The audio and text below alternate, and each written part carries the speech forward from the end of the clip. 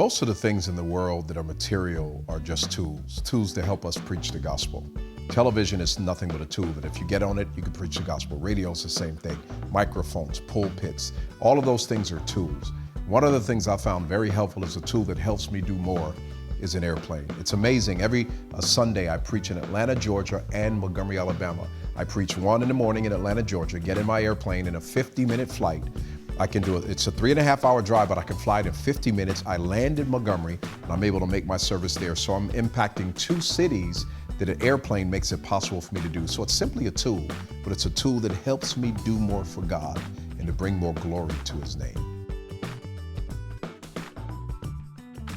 When I first started flying, it was a new experience for me. It was interesting. I love it. I love the adrenal thrill. I love the adrenaline that was pumping when that plane took off on the runway. So I absolutely loved it and liked it. But learning how to fly is like learning a new language. There's so many different things you have to learn. It was new, it was challenging, but it was very good challenging. And I was able to get my private pilot license and then my instrument license, which literally opened up a whole new world for me.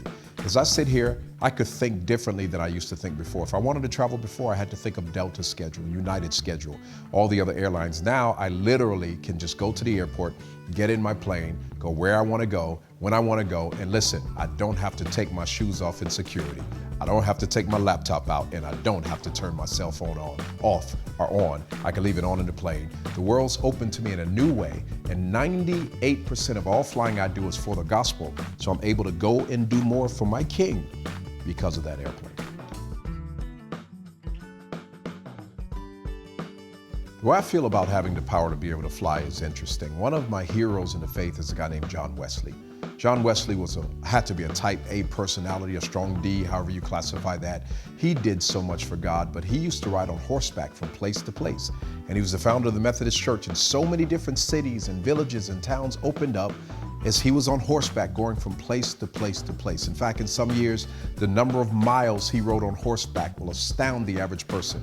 Well, I've got a horse. It's called a Cirrus SR-22 airplane. That's my horse, and I go back and forth and do God's work. It's the 21st century, so my horse goes 200 miles an hour instead of the 5 to 7 miles an hour John Wesley's horse went. And I believe that pastors who are more of an apostolic calling or gifting, who feel called to plant churches and do more, or have churches they want to oversee, or have a broader perspective of ministry, will greatly benefit from an airplane.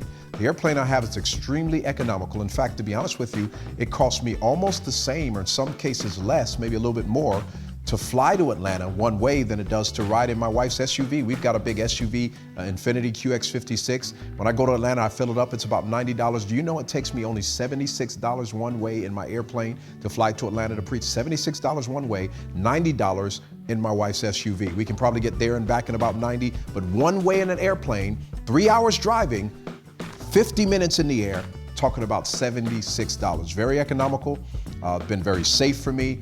It is the way to go, and even my wife likes to fly with her husband.